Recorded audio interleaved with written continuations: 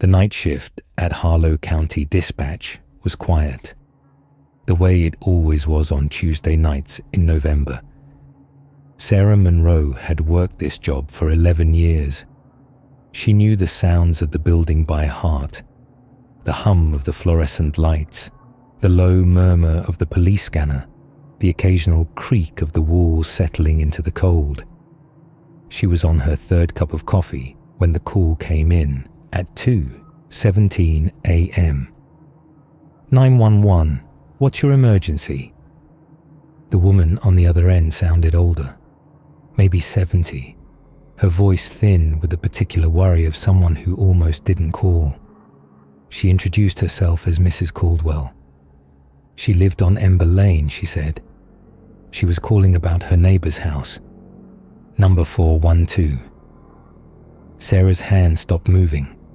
412 Ember Lane. She hadn't heard that address spoken out loud in almost 2 years, not since the paramedics radioed it in on a cold February morning when her mother, Eleanor Monroe, was found by the mail carrier. Heart attack, 67 years old, gone before the ambulance arrived. The house had been on the market ever since. Sarah couldn't bring herself to sell the furniture, couldn't bring herself to go back. "Mom," Sarah said, keeping her voice level. Professional, the way 11 years of training made automatic. "Can you describe what you're seeing?" Mrs. Caldwell said there was a light on inside, the living room window, and a woman, grey-haired, sitting in a rocking chair, visible through a gap in the curtains, just rocking, talking to herself. Sarah dispatched a unit, Officers Crawford and Bell.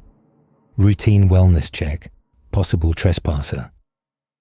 Her voice didn't waver when she relayed the address, but she stayed on the line with Mrs. Caldwell.